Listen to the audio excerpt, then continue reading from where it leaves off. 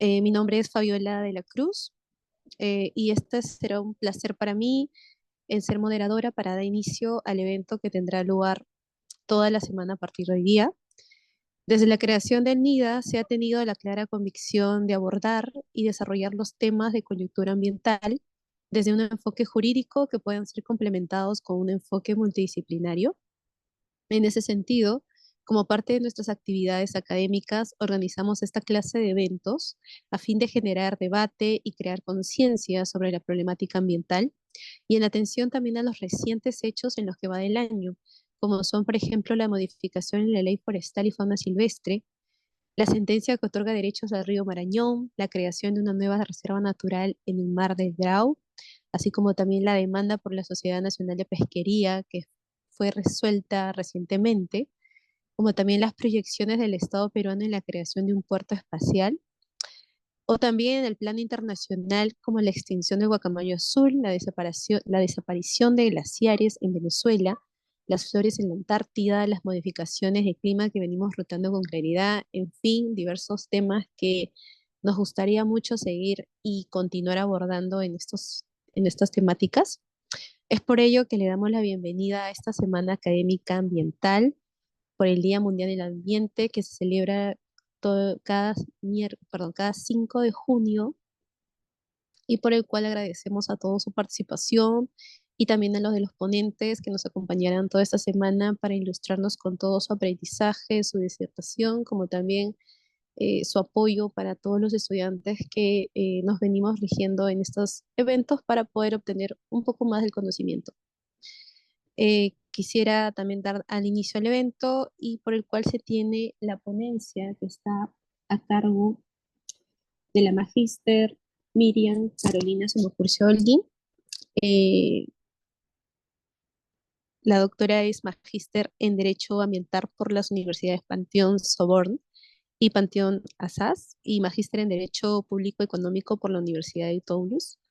En el ámbito académico se ha desempeñado como docente universitaria en las universidades Andina de Cusco, Continental de Huancayo y actualmente se desempeña como catedrática en la Universidad Científica del Sur y en el Instituto de Calidad de la Universidad Agraria de Molina. Asimismo, actualmente se encuentra cursando estudios de doctorado en la Pontificia Universidad Católica del Perú y enfocados en investigación en la vinculación existente en las instituciones y principios de derecho público y los compromisos climáticos asumidos por el Perú en el marco del Acuerdo de París, perdón.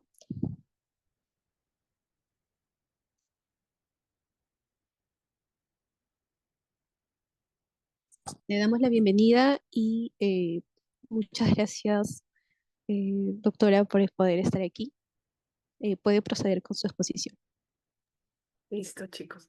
Gracias, Fabiola, por esta gentil presentación y en primer lugar, muchas gracias al Núcleo de Investigación de Derecho Ambiental por la invitación a este espacio tan importante, ¿no? No podemos dejar pasar por alto estas fechas que son tan importantes para quienes nos dedicamos o quienes trabajamos en estos temas. El 5 de junio es una fecha histórica que nos ayuda a recordar la importancia de los avances y de todas las pequeñas conquistas y todos los pequeños pasos que se han ido dando desde 1972, que fue instaurada esta celebración.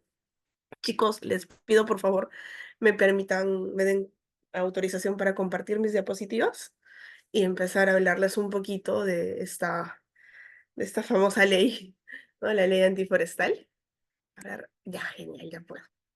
Este, entonces, vamos a hablar un poquito, no quiero extenderme mucho, tampoco quiero caer, este es un tema bastante técnico, no quiero tampoco caer en el tecnicismo, pero bueno, voy a tratar de hacerlo lo más resumido posible. Eh, bueno, para hablar de los avances de la derogatoria de esta ley de la denominada ley antiforestal, primero tenemos que saber cómo surge esta ley, ¿no? La norma que se ha denominado la ley antiforestal es la ley 31973, la cual fue publicada en el Diario El Peruano el 11 de enero del 2024. Con esta norma se modifica la ley forestal y se aprueban otras disposiciones complementarias. Según señala el título de la norma, dice que estas disposiciones complementarias están orientadas solo a promover la zonificación forestal. Como contexto, este es el resultado de esta norma es el resultado de lo que se gestionó y lo que se analizó bajo el proyecto de ley 949 del 2021 y otros más que eran de similar naturaleza y que luego fueron acumulados, respecto de los cuales en numerosas oportunidades las entidades del Poder Ejecutivo emitieron opiniones en contra, porque ahora vamos a analizar y vamos a ver por qué una parte de esta norma era particularmente nociva porque establece unos regímenes de excepción que no deberían darse. Además que se está modificando, ¿no? a la ley forestal, ¿no? Y una cosa que también es importante tomar en cuenta aquí es que cuando hablamos de la ley forestal, hay ciertos hechos que deben ser tomados en cuenta y tienen que ser considerados. Por ejemplo, el tema del baguazo, que es un hecho, es un conflicto social que, bueno, ya han pasado varios años desde que eso ha sucedido, pero es importante traer a colación un poco cuál es la relación que existe entre la ley forestal, ¿no? La 29763 y el baguazo, ¿no? Entonces vamos a hablar un poquito de eso y por qué cualquier norma a través de la cual se pretenda modificar la ley forestal, como es el caso de esta denominada ley antiforestal, es particularmente sensible. Entonces, ¿qué es lo que podemos ver aquí? ¿No? Em, Primero, lo que les decía, si estamos ante una norma que pretende y que busca modificar la ley forestal, lo primero que tenemos que recordar es el contexto eh, en el cual fue aprobada la actual ley forestal. La actual ley forestal es la primera norma del ordenamiento jurídico peruano que fue sometida al proceso de consulta previa de los pueblos indígenas y que tanto esta norma como sus reglamentos. Si bien la norma es del 2011, recién entró en vigencia el 2015 porque estaba supeditada a su reglamentación, ¿no? Entonces, los reglamentos recién que pasaron un proceso de consulta, que fue un proceso de consulta largo, pero bastante fructífero, dieron como resultado, llevaron a que fueron aprobados y entraron en vigencia el 1 de octubre del 2015, ¿no? Entonces, primer punto. Y como les digo, y hay que recordar, porque eso es importante, ¿no? Reza el dicho, ¿no? El pueblo que no recuerda su historia está condenado a cometer los mismos errores. Entonces, ¿en qué contexto se dio la actual ley forestal? Esta ley, como les digo, fue aprobada en el 2011, pero como resultado de qué? En el año 2008, cuando el Perú estaba adecuando, eh, adecuando su marco normativo para, para contar con todas las exigencias que nos pedía los Estados Unidos para que entre en vigencia el Tratado de Libre Comercio que nosotros tenemos con él, el Poder Ejecutivo solicitó una delegación de facultades. En el marco de esta delegación de facultades es que se aprobó un decreto legislativo, específicamente el 1090, que era una norma con la cual se estaba modificando la antigua ley forestal que databa de los años 2000, la 27308. Entonces, ¿por qué y qué es lo que generó la aprobación de este decreto legislativo? Que si bien es cierto, no entró en vigencia inmediatamente, que estaba supeditado a la aprobación de su reglamento, generó que haya mucho descontento por parte de los pueblos indígenas y originarios, porque establecían medidas que eran contrarias a sus derechos colectivos y que desde el momento en el que fue aprobada, ¿no? En junio del 2008, generó que hayan movilizaciones constantes y que finalmente estallaron o cuyo pico de violencia más álgido se produjo casi un año después, eh, en el 2005, en el 2009, cuando se produjo el enfrentamiento en la denominada Curva del Diablo entre policías e indígenas, ¿no? Y que en el cual que dejó un saldo de 33 muertos, ¿no? Entonces, este hecho generó que, pues, el poder legislativo de aquel entonces, primero en un primer momento, en un momento cuando las manifestaciones escalaron a niveles bastante altos, suspendieron las disposiciones. Y después de eso, este, y después de eso dejaron en stand-by esas disposiciones y al final, cuando se produjo todo el baguazo, se dispuso la derogación, ¿no? La derogación del decreto legislativo y con eso se abrió un nuevo episodio que dio pie a que se apruebe la actual ley forestal, ¿no? Y que fue la primera norma, como les digo, que ha sido sometida a proceso de consulta. Entonces, por eso es que esta nuestra ley es súper, súper importante.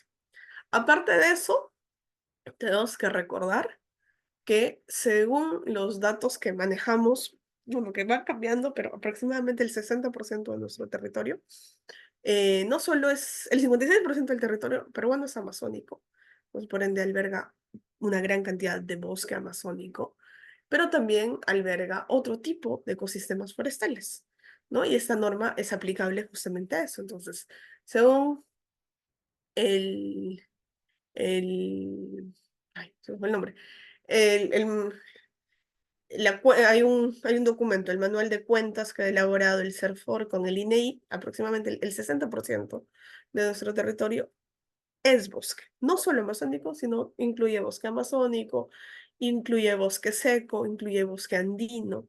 Entonces, esta norma es súper importante porque justamente es la que va a ser aplicable para eso. Entonces, no solamente esta norma es importante porque puede afectar a los pueblos indígenas, sino porque afecta al 60% del territorio y a todos los recursos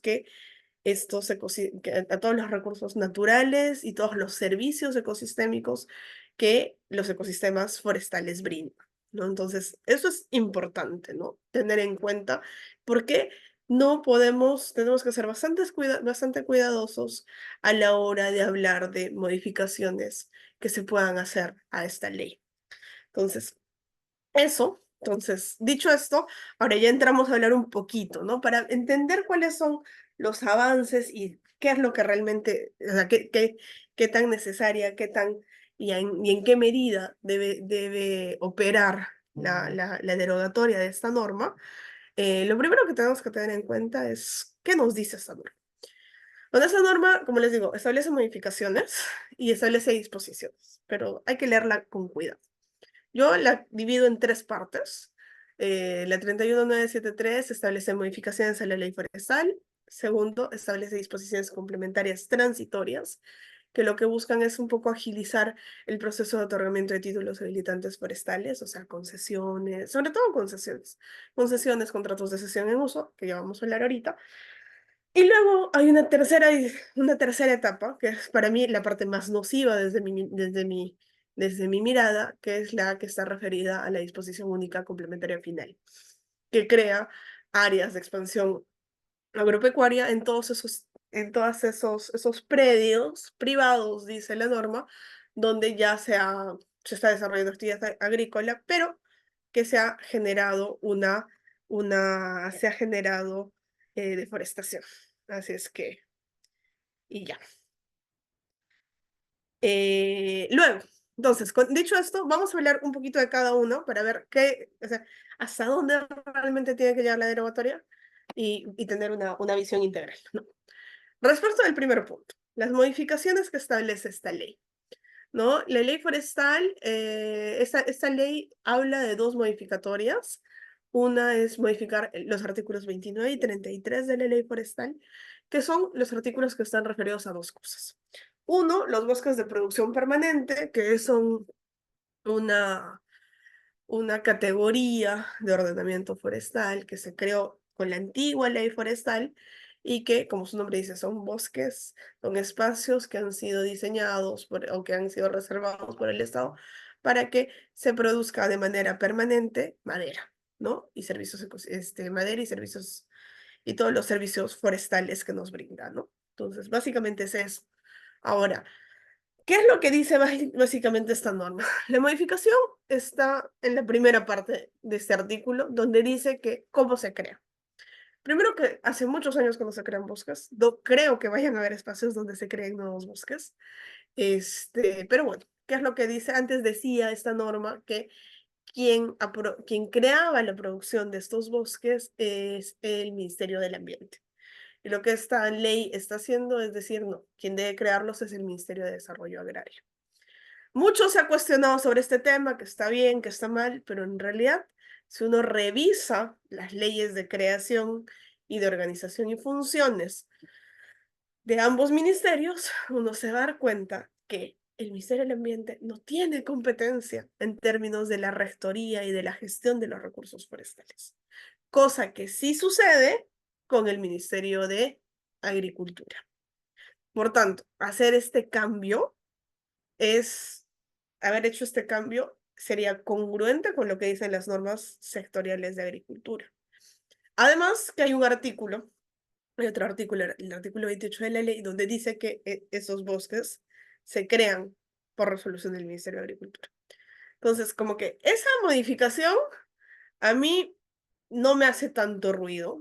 Es cierto, o sea, en realidad hay muchas personas que cuestionan por qué el Ministerio de Agricultura sigue manteniendo la competencia para gestionar los bosques. Eso es otro tema de discusión, que en realidad es la causa, ¿no? Pero en el estado actual de nuestra legislación tenemos que, bueno, tenemos que ver que el Ministerio de Agricultura tiene competencia en este tema. Entonces, a quien le correspondería crear este tipo de espacios, ¿no? Este tipo de categorías de ordenamiento forestal, es al Ministerio de Agricultura y no al Ministerio del Ambiente. Por ende, no, yo personalmente no veo que esta sea una modificación nociva, ¿no? Que cambie. Ahora, tampoco este tipo de bosques, como les digo, son preexistentes. La mayoría de estos bosques están establecidos desde los años 2000. Podría haber afectación, si creo nuevos bosques, podría haber afectación a los derechos de las comunidades, sí, ¿no? De repente, por ahí de repente sería bueno que si vamos a hacer proceso de consulta para esto, para establecer este tipo de unidades, tengan que pasar por consulta previa. ¿Afectan los derechos de los pueblos indígenas? Tal vez, ¿no? O sea, por ahí quizás, pero como les digo, congruentemente, normativamente, de acuerdo a las competencias, no cambia. Ahora, el otro artículo que modifica esta norma es el 33, que nos habla de cómo se aprueba la zonificación forestal. Paso previo, la zonificación forestal es una herramienta de ordenamiento, ¿no? De ordenamiento que permite establecer un orden dentro del bosque. Es una herramienta de planificación que es un paso previo para luego poder otorgar títulos habilitantes. La zonificación forestal está prevista desde el año 2015, ¿no? O sea, desde que entró en vigencia la ley, pero lamentablemente el avance que se ha tenido no es, no, pero eso es otro tema. El avance que se ha tenido sobre este tema es bastante, es mínimo. Ahora, eso, como les digo, es una herramienta técnica propia de la gestión de los recursos forestales, que le correspondería aprobar al Ministerio, antes se aprobaba por resolución del Ministerio del Ambiente y ahora se aprueba por resolución del Ministerio de Agricultura, con opinión del Ministerio del Ambiente. Igual, ¿no? En la línea de quien tiene la rectoría en temas forestales es el Ministerio de Agricultura, de acuerdo a su ley de creación. Entonces, por ahí también como que no nos gustará, pero quizás a mí me parece que es congruente con lo que ya dice toda la norma. Entonces, por ahí como que las modificaciones yo personalmente no las veo como súper peligrosas o súper nocivas. Ahora, es aparte, hemos visto el segundo punto de la de la denominada ley antiforestal, es establecer disposiciones que promueven, dice, ¿no? La zonificación forestal. Como les decía, ¿qué tenemos sobre la zonificación forestal? Eso es lo que nos dicen las disposiciones, pero la zonificación forestal, ¿qué es? Como les decía, es un instrumento de planificación que es un proceso largo, ¿no? Que tiene una serie de pasos, de metodología, y etcétera, y que considera que se tiene que desarrollar para saber, para poder caracterizar, ¿no? Caracterizar cuál es en función a los aspectos ecológicos, al tipo de suelo, a, y a los usos que se le han ido dando para definir qué tipo de uso le voy a dar a ese bosque, ¿no? Este es un proceso, como les digo, largo, que se ha avanzado, sí, ¿no? Pero el estado de avance es poco. Actualmente solo hay 2 regiones que han aprobado su zonificación forestal, que son el departamento de San Martín y el departamento de Ucayali. Los demás todavía están en proceso. Como pueden ver, tenemos una brecha de casi el 80% de zonificación forestal. Ahora, ¿por qué es importante este tema de la zonificación forestal?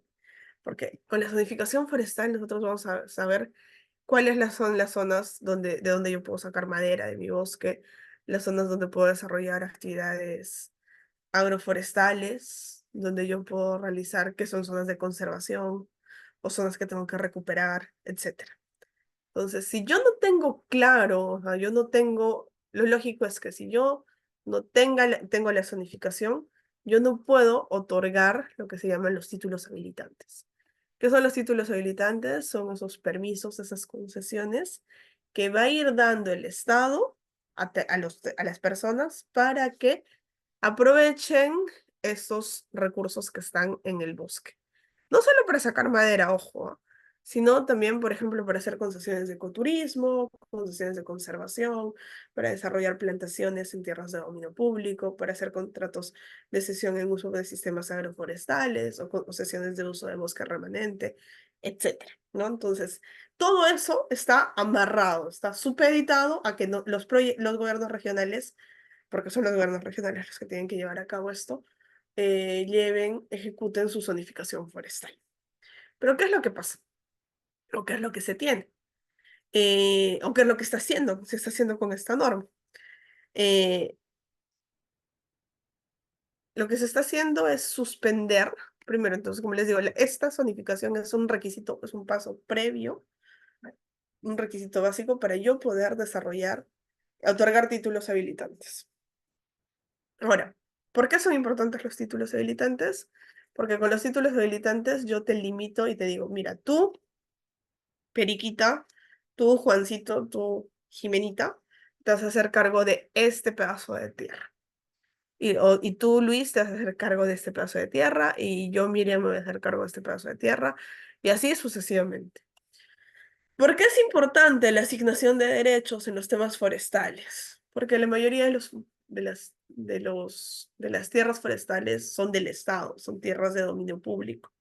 Por ende, todos podríamos pedir que nos den estos títulos habilitantes para que nosotros podamos aprovecharlo, ¿no? Aprovechar ya sea para concesiones de madera, concesiones de frutas, de frutos, de semillas de otros productos no maderables, o hacer concesiones de ecoturismo, etcétera, ¿no? Podríamos hacer todo. Pero, y con eso, no solamente gana el particular, porque el Estado le está dando un derecho, sino que el Estado gana, porque tiene una persona que le dice, tú te vas a encargar de este pedazo de tierra, tú te vas a encargar de este pedazo de tierra, y se hace responsable y se genera un custodio para ese pedazo de bosque o ese pedazo de tierra forestal. Entonces, considerando eso y teniendo en cuenta que esa es la lógica que opera, lo que con esta norma se ha hecho es suspendo la obligatoriedad de tener la zonificación forestal para dar títulos habilitantes, bajo ciertas condiciones, ¿no? Que están acá, yo no vamos a entrar hasta ese nivel de detalle. ¿Por qué? como les digo, ahorita la urgencia es que se den títulos habilitantes. Ojo, los títulos habilitantes que van a hacer son todos menos los que van a permitir la extracción de madera. ¿Y por qué? Porque el nivel, como les digo, se necesita otorgar este tipo de títulos para tener a alguien en el terreno que sea responsable de ese pedazo de bosque. Porque si no, pasan las cosas que están pasando, están empezando a...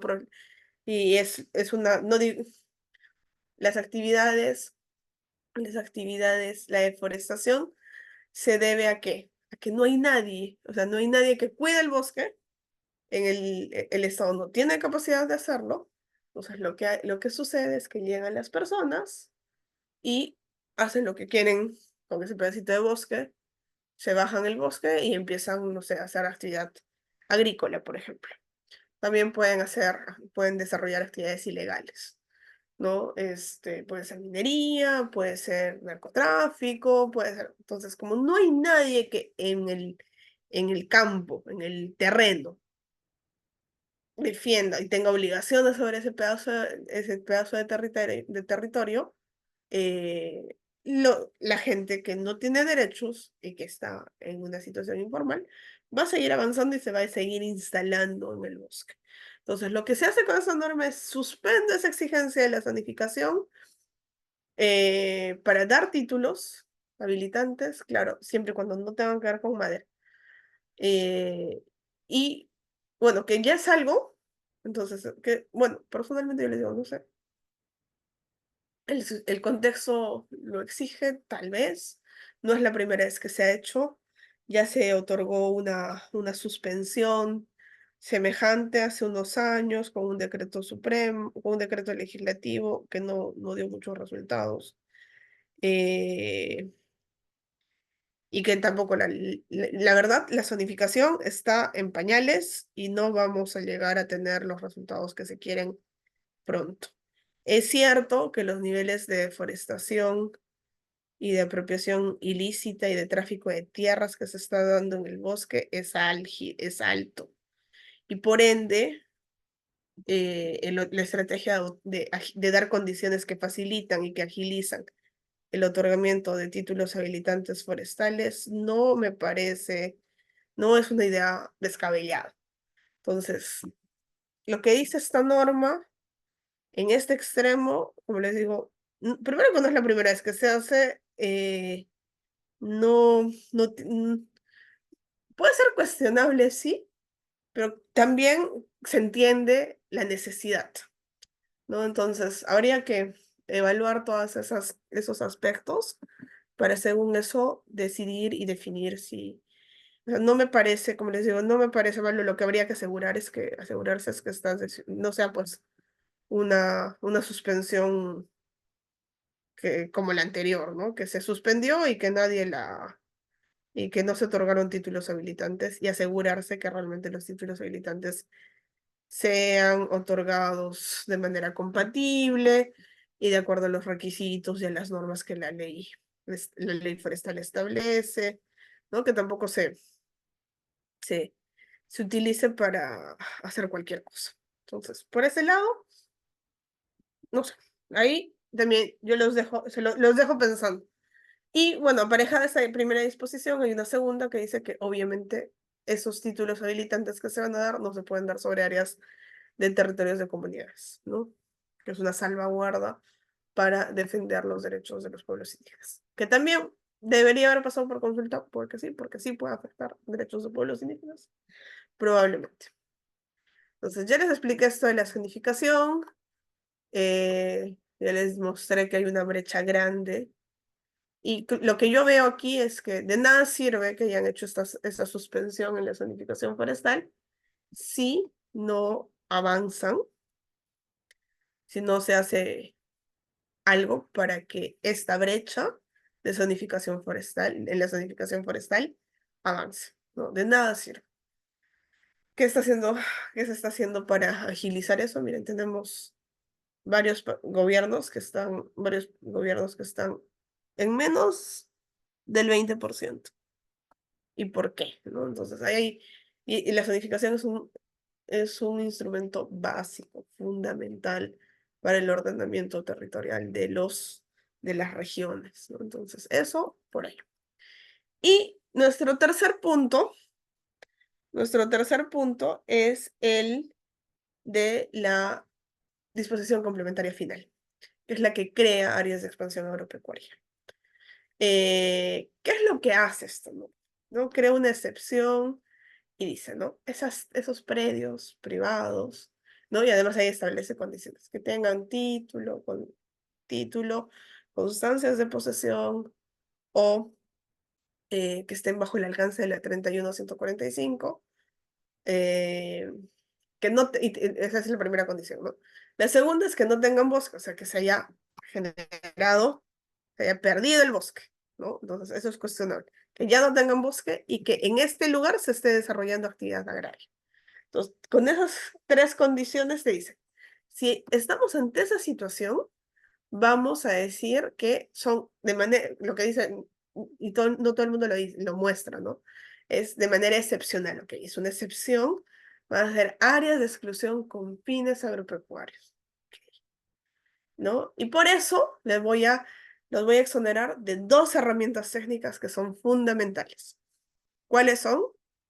La clasificación de tierras por su capacidad de uso mayor, ¿no? El CUM, y también les voy a exonerar del cambio de uso de suelo. ¿Qué es eso? Primero, primero hablemos de la capacidad de uso mayor. Según la ley forestal, son, no solo es patrimonio forestal los bosques, el bosque en pie o los servicios ecosistémicos, sino también las tierras que tienen, que por sus condiciones propias, tienen características idóneas para albergar bosque, ¿no? O sea, eso es súper importante. Ahora, la pregunta del millón de soles es ¿cómo? Entonces, bajo la ley forestal, como les digo, no solo es patrimonio forestal el bosque, la diversidad biológica y demás, sino también estas tierras. Las tierras forestales, que son aquellas donde, por sus características, son buenas para albergar bosque, las que son para protección, ¿no? Que por alguna circunstancia tienen que cuidarse, sobre todo, se tienen que destinar a la conservación, y las que están destinadas a la forestación o a la reforestación. Entonces, ¿qué pasa? ¿Cómo yo sé qué tierras son forestales o de protección o qué tierras son agrícolas, ¿no? Para hacer saber qué clasificación, qué tipo de tierra tenemos, hay una herramienta técnica que se llama el CUM, ¿no? Que es la capacidad de uso mayor. No tenemos estudios que nos muestren, que nos digan cuál es el CUM de todo el territorio nacional. Solo hay estudios antiguos que nos dicen, ¿no? Primero que, por ejemplo, claro, la mayor cantidad de tierras está en la selva y por ejemplo, en la selva, la mayor cantidad de tierras tienen aptitud, condiciones para ser tierras forestales y de protección. Mira, es casi el 86%. Más del 86, un poquito más del 86%. Y el resto son tierras en las que se puede hacer agricultura, ¿no? Entonces, miren, casi todo esto es tierra que debería ser bosque o debería protegerse, y lo demás es tierra para poder desarrollar actividades agrícolas. Entonces, eso es lo que tenemos como información indicial. Y para eso, como les digo, pero eso se tiene que confirmar. Y para eso se tiene que saber cuál es el CUM.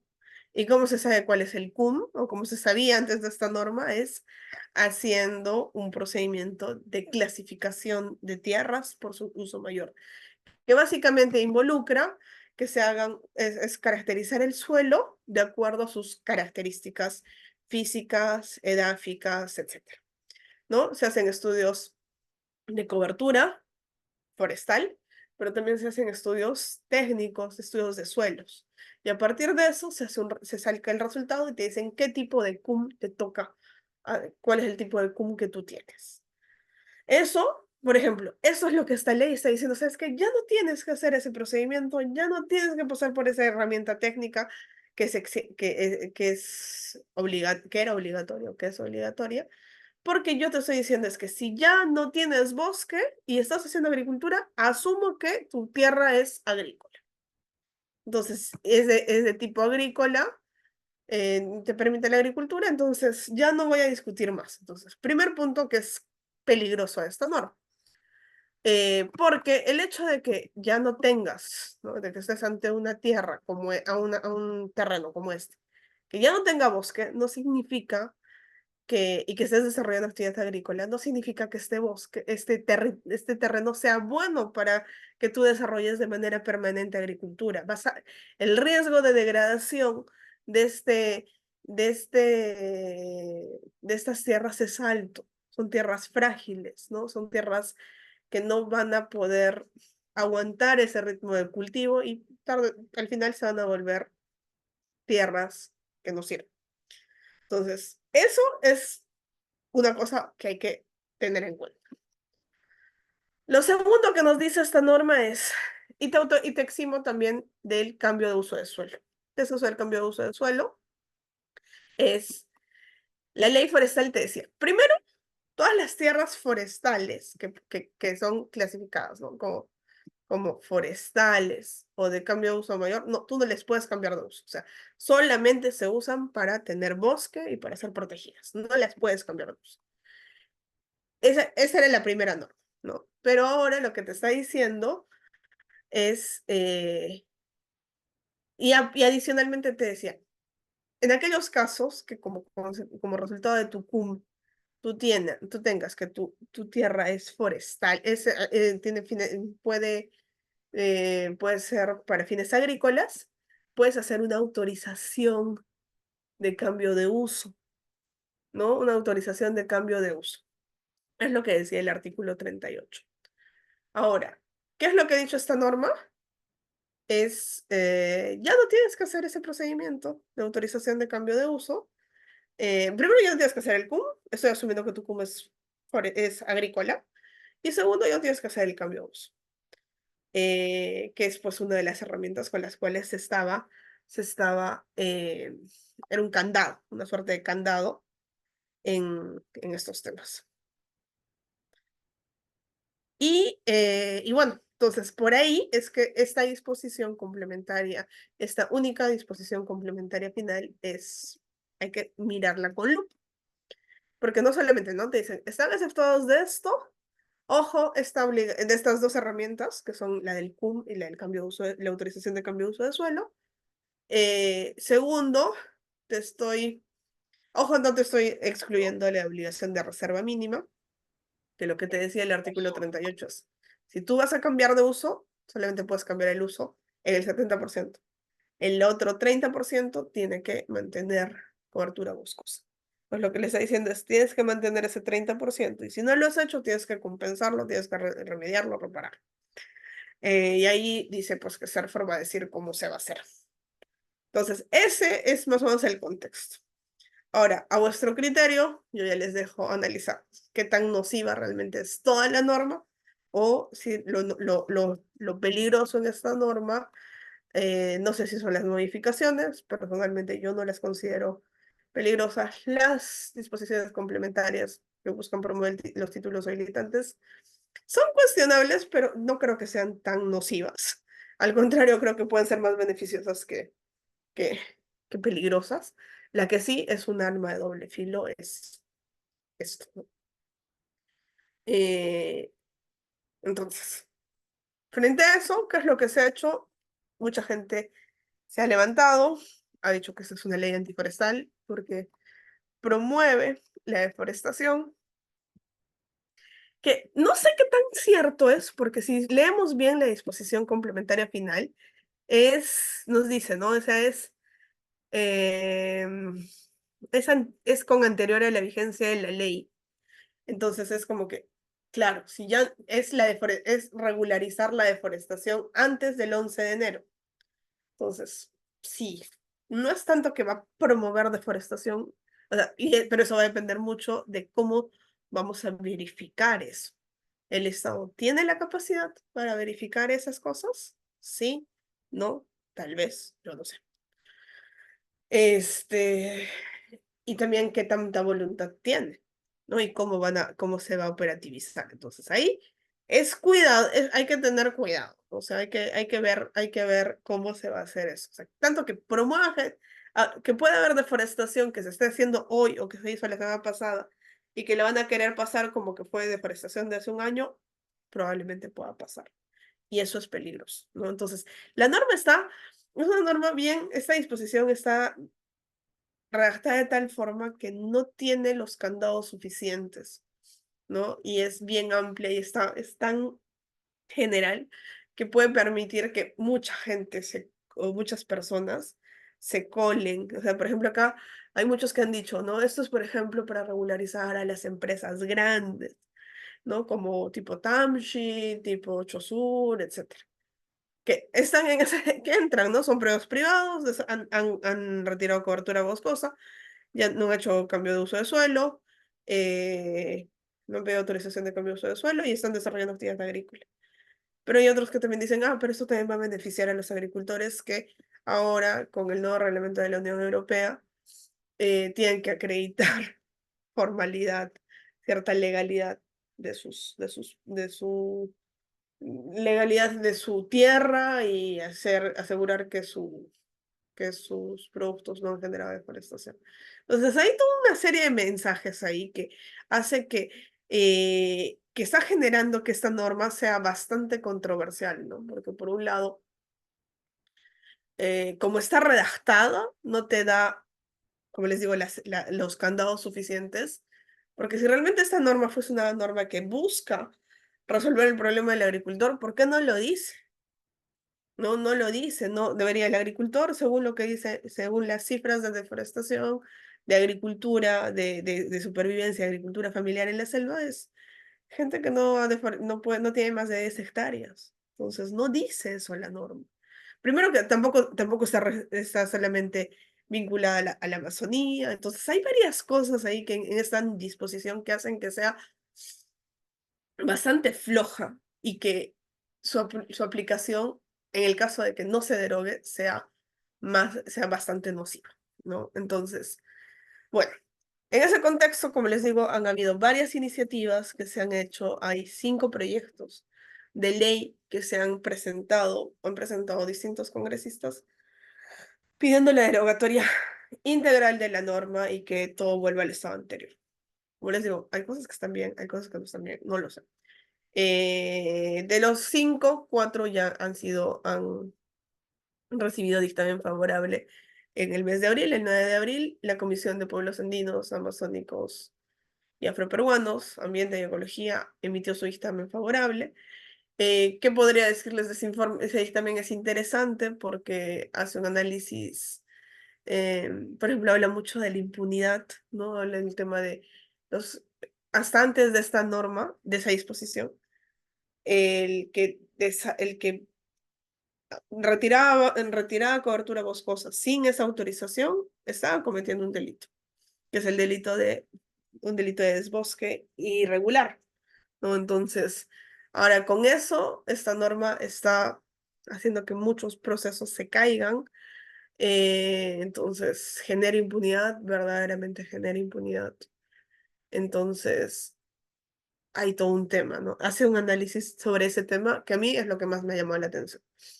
Los otros puntos, como yo les digo, o sea, técnicamente, a mí me inclino porque quizás las modificatorias debieran mantenerse, sin perjuicio de que tengan que ser sometidas a consulta. Las disposiciones complementarias transitorias también, por muy cuestionables, yo creo que son más necesarias son más buenas que malas, pero la que sí definitivamente es una bomba de tiempo es esta disposición, ¿no?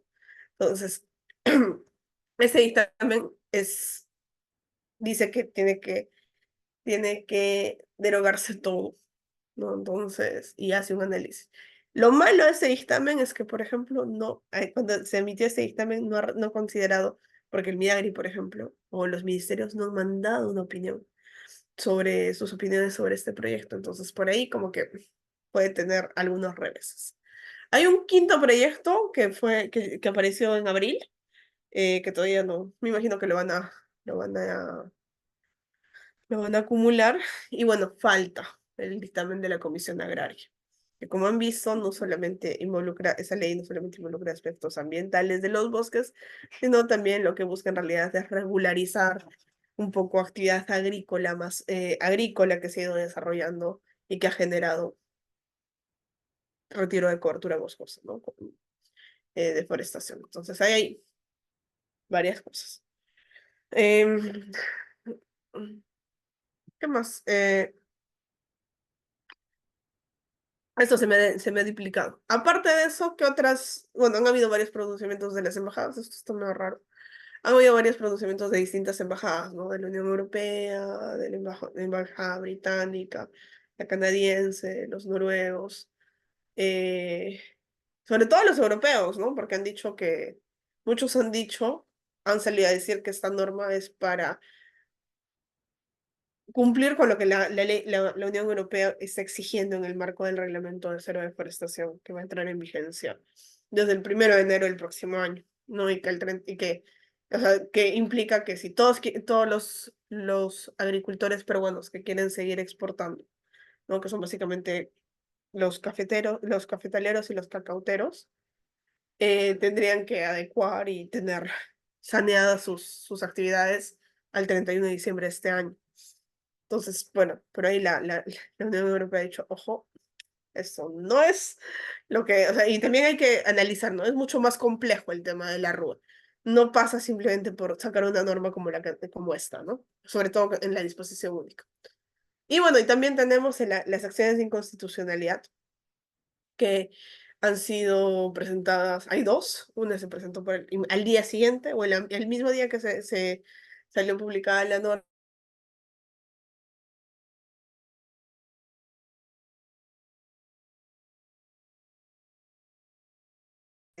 Han sido declaradas admisibles por el TC, pero todavía no hay fecha ni indicios de cuál va a ser el pronunciamiento. Eh, ¿Qué más les puedo decir sobre esta norma? Sobre esta posición, no hay un documento oficial, pero sí, de acuerdo a las declaraciones que ha ido dando el ministro de Agricultura, se sabe que de parte del Poder Ejecutivo hay intenciones de reglamentar esta norma. Que para muchos dirían que eso es peor, pero en el caso de que la norma no sea derogada, no se cuente con los votos suficientes para las derogatorias, que puede pasar, ¿no? De acuerdo, que podría pasar, porque, ojo, necesitan 66 votos, no sé si se logre. Eh, y el Tribunal Constitucional no declare la inconstitucionalidad de la norma, que puede pasar. Como les digo, ¿qué nos queda? ¿No? ¿Qué nos queda? Dejar que esa norma se aplique de esa forma, como está, o que se establezcan un poco más de condiciones y que se dé un poco más de claridad sobre qué es lo que implica esas disposiciones, ¿no? Como les digo, el problema más grande que yo advierto está en la disposición única complementaria final. Entonces, bueno, eso es lo que yo quería contarles ahora. No sé si me he extendido, perdónenme. Creo que he sido respetuosa de los tiempos, ¿o no? Y bueno, eso es todo lo que yo les iba a decir, chicos. Veamos, ¿no? Veamos qué sale con esta ley. O sea, hay una cosa eh, que yo he visto, eh, que yo he visto un poco, es que, bueno, también es cierto que hay un problema social en la Amazonía, ¿no? O sea, por muy defensores que seamos del bosque y de todo, o sea, tampoco no podemos cerrar los ojos y, y decir que no hay un problema y que hay algo quizás este sea el momento que se tenga que resolver, pero tampoco se trata de resolver como se está planteando, ¿no? O sea, hay que plantear medidas coherentes, congruentes, sostenibles, no, no ver simplemente las cosas o sea, ahora muchos están hablando, por ejemplo, de titular toda la Amazonía, y tampoco esa es la solución, ¿no? Es un problema social bien álgido que el Estado peruano lamentablemente tiene una deuda histórica con toda la gente no solamente con las comunidades que habitan esos territorios desde hace muchos siglos, sino con todas las personas que han ido emigrando con razón o sin razón, pero que el Estado les ha dado esa posibilidad y que o sea, ahí ya no estamos solamente, o sea, tenemos un tema ambiental que cuidar, pero también hay un problema social y hay que tratar de resolverlo de la mejor forma, ¿no? Entonces, ahí son algunas perspectivas, esas son las perspectivas que yo tengo sobre este tema de la ley. Y nada más. Listo. Eso es todo. Gracias, chicos. Muchas gracias, doctora, muchas gracias por su exposición. Bueno, tengo dos consultas, dos preguntas. La primera es, de acuerdo a lo explicado, ¿cuál cree usted los intereses que se encuentran detrás de esa ley? Ay, hay varias cosas, ¿no? Como les digo, como está redactada la norma, yo creo que hay intereses, ¿no? Por ejemplo, esas empresas grandes que han causado deforestación, que han sido señaladas desde hace tiempo, yo creo que definitivamente algo de responsabilidad y algo de interés hay detrás, ¿no? Este, también creo lo que dicen, ¿no? Hay mucha gente que está interesada en generar, hacer que la Amazonía se vuelva una gran tierra agrícola, ¿no? Lo que se sabe mucho es que hay muchos proyectos, muchas intenciones, hay bastantes empresas que quieren empezar a desarrollar proyectos de palma aceitera, ¿no? La palma aceitera es bastante controversial, pero también hay que mirarla, o sea, hay que ver, ¿no? O sea, yo creo que yo soy muy partícipe de eso, ¿no? Antes de ponerme a criticar, hay que entender, ¿no? O sea, realmente los niveles de producción que les genera a las personas en términos de... Es impresionante, ¿no? O sea, un arbolito puede producir 20 años pero es complicada porque no es sostenible, ¿no? Entonces, ahí hay que tener cuidado. Con eso yo creo que sí hay intereses de ese tipo. No me atrevo a dar nombres porque no puedo decir quién es, pero sí, o sea, de que hay intereses ahí. Y que lo malo es que se están confundiendo y yo creo que eso es una cosa que de repente a la hora de gestionar este conflicto debería exigirse que se separe, ¿no? Una cosa es el pequeño productor y otra cosa es el productor agrícola grande. O sea, y eso incluso lo reconoce el propio Ministerio de Agricultura, ¿no? Si uno revisa la Política Nacional Agraria, te dice que menos del 2% de la producción agrícola es de gran escala y el resto es agricultura familiar. Entonces, ¿por qué quieres regular todo de la misma forma? Si el grueso el grueso de tus agricultores son los agricultores familiares que desarrollan actividades agrícolas de subsistencia. O sea, deberías regular, a mí me parece, ¿no? O sea, sí, deberías regular de una forma distinta y plantear soluciones diferenciadas. Eh, y eso creo que es algo que no hay que perder de vista, ¿no? Acá tengo una pregunta más que han pasado por el chat, ¿no? ¿Qué dice, no? Entre los intereses personales o corporativos, posiblemente haya habido un intento de mejorar la legislación anterior. Es curioso que se plantee volver al estado anterior, de entender que la legislación forestal. Claro, como les digo, o sea, por eso es que me he dado el trabajo de explicarles punto por punto de esta ley. O sea, realmente, como les digo, las modificaciones en realidad no cambian gran cosa. Las disposiciones complementarias, esas disposiciones complementarias transitorias que suspenden la zonificación y permiten dar títulos habilitantes, no me convencen, como les digo, pero creo que son más útiles que nocivos. Pero y lo que sí es peligroso es esta última partecita de la ley, ¿no? O sea, eso sí. Entonces, y hay muchas cosas, o sea, hay muchas cosas que en 10 años, que está casi 10 años que tiene la ley forestal, se ha visto que nos faltan, ¿no? O sea, hay que hacer ajustes.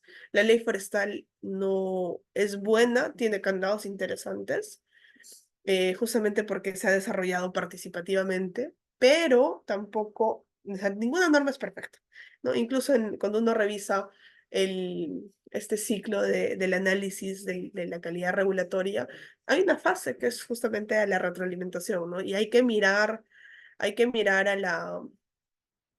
mirar y ser conscientes que las modificaciones, los ajustes de las normas van a ser necesarios, ¿no? No hay que tampoco satanizarlos, ¿no? Una de las cosas que también, por ejemplo, ha generado, no sé si han escuchado, hay un proyecto de ley para modificar el artículo 46 de la ley forestal por el tema de las especies CITES, ¿no? Que también ha generado mucho revuelo, entonces tampoco es que la ley forestal, porque es forestal, sea intocable, ¿no?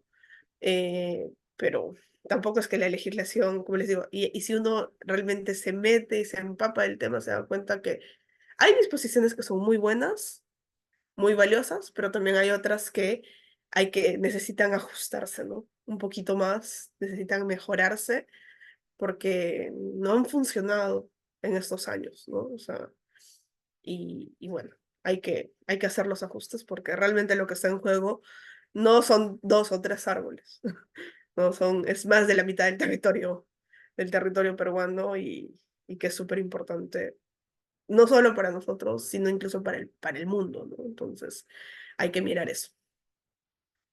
Eh,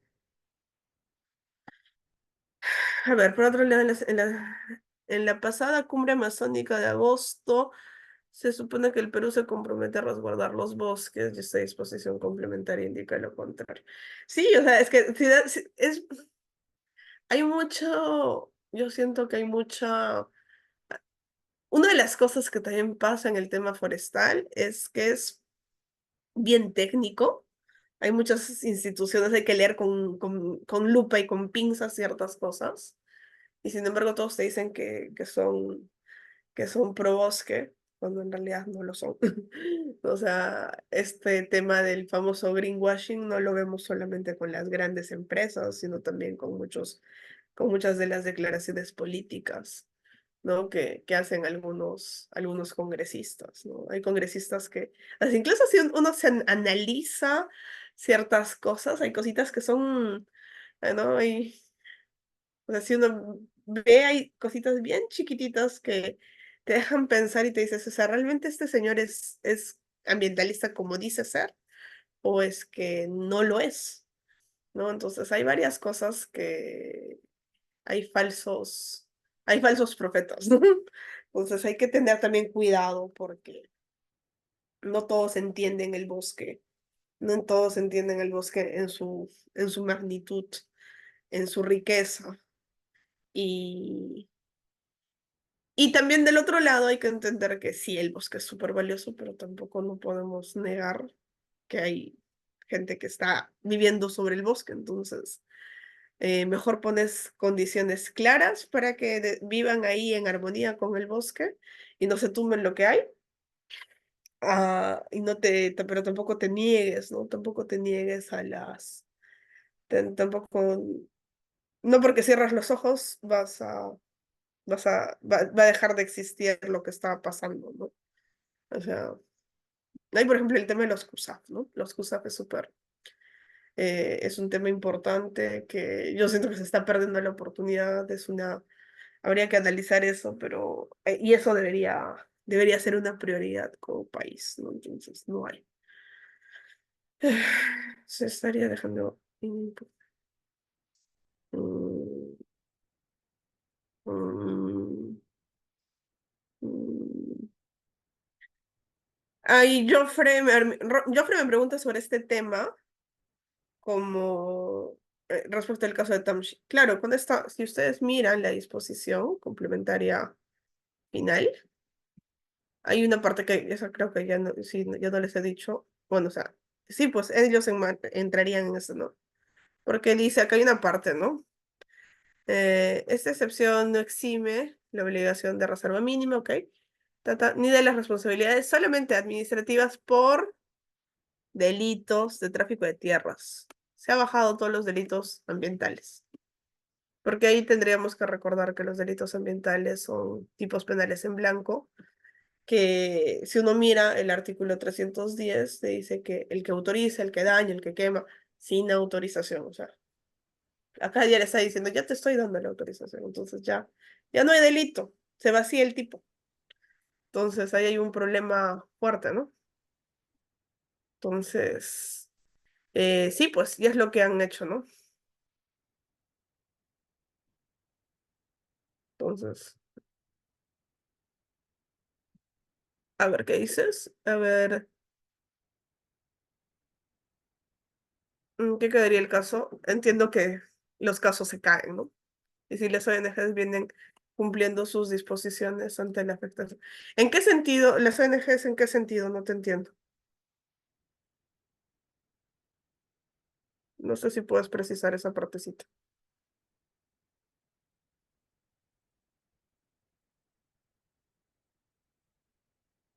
Mm,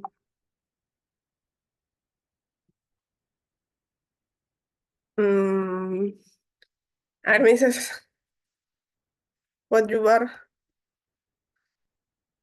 Bueno, las ONGs lo que hacen, o sea, pueden como cualquier otro, como cualquier, no solamente las ONGs, sino como cualquier otro ciudadano interesado, puede alcanzar, puede presentar sus aportes, ¿no? Para los proyectos normativos. O sea, en ese sentido, ¿se pueden contribuir? Sí, ¿no? Todos, no solo las ONGs, sino también la sociedad. Mira, el caso de el colegio profesional de los sociólogos, ellos, por ejemplo, han presentado la demanda, ¿no? Entonces eso no va a eso. Disculpe, ¿cómo está? Mi nombre es Joffrey. Dime, Joffre, no te estoy entendiendo el sentido. Ahora explícame mejor. Sí, ya, con respecto a la pregunta, iba más que en todo sobre el caso Tanshi, ¿no? El caso Tanshi, yo en esos momentos he trabajado en la Fiscalía Especializada en Materia Ambiental y he advertido pues que el grupo Tanshi venía de un grupo más grande, que era el grupo Romero, ¿no? Ujú, Dicho, dicho grupo Romero, ¿de qué manera inició el desbosque? Se adjudicó de tierras de bosques permanentes realizando el desbosque continuo hasta el 2009, en donde se aplicaron pues estos programas de la siembra de cacao y la siembra del aceite de palma, ¿no? sí, Indicando que estos proyectos eran para zonas en donde se han efectuado desbosques, ujú. donde la magnitud ya no se pudiera recomponerse a su estado natural, ¿no? O a su estado anterior. Claro, Es por por eso eso, te digo, ese caso, o pues, sea, si tú revisas el dictamen el dictamen de la Comisión de Pueblos Andinos, este caso, el caso de Tamchi específicamente, sí, o sea, sí se cae, es lo que ellos han dicho. Mira, yo no te puedo dar más detalles así porque no me atrevo, yo no he revisado al detalle el caso concreto, pero sí, pues es una de las cosas que se ha bueno, cuestionado justamente esta norma, ¿no? y Casos hago como el de mención, Tamshi, casos como el de Ocho Sur y otros, neonitas, también.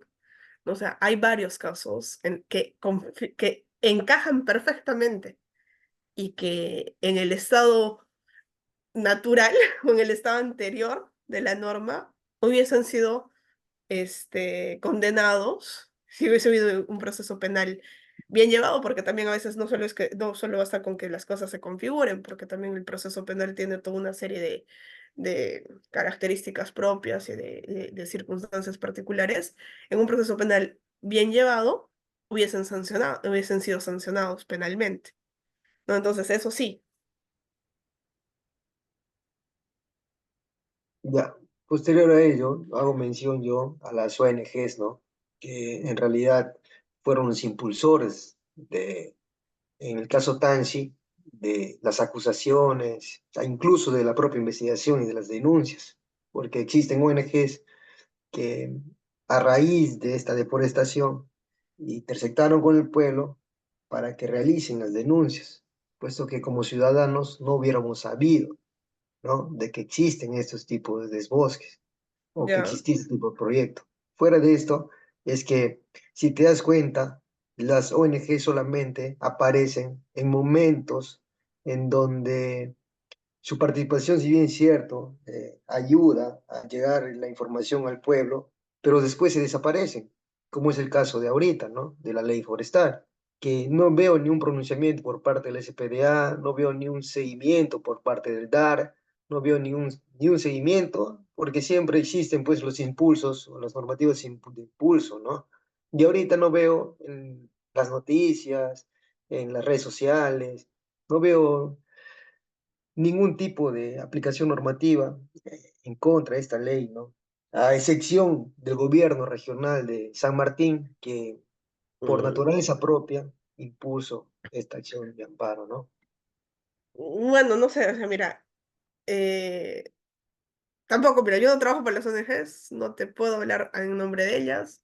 Lo que sí te recomiendo es que revises la página del Congreso, donde están todos los informes, los comentarios. Yo he visto comentarios del SPDA, de varias de estas ONGs que tú refieres. O sea, no es que mm, tampoco no me parece correcto afirmar que ellas también desaparecen. O sea, que tengan estrategias de trabajo distintas, esa es otra cosa.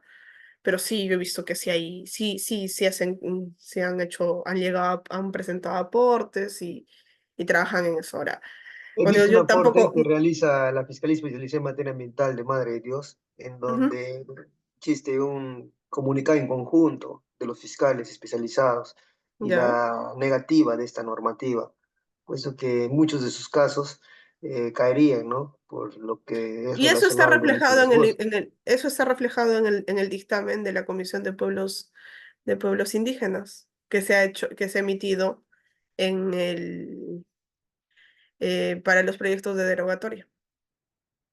O sea, eso sí, eso está.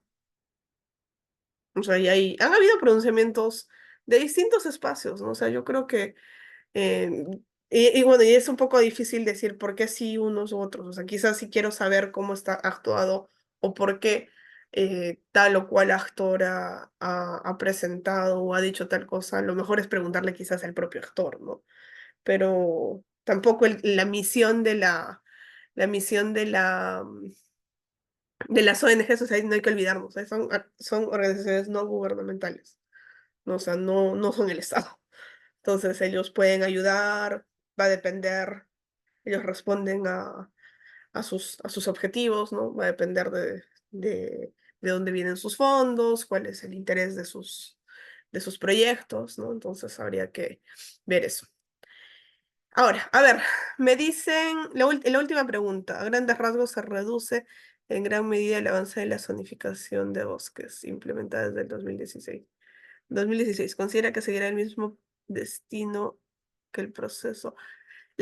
Ojo, la zonificación es definir qué áreas son buenas, por ejemplo, para la producción de madera, para, no sé, para que tienen que recuperarse, son áreas de tratamiento especial, etcétera. No es lo mismo que el tema de la formalización. La formalización minera es otra cosa, son dos procesos diferentes.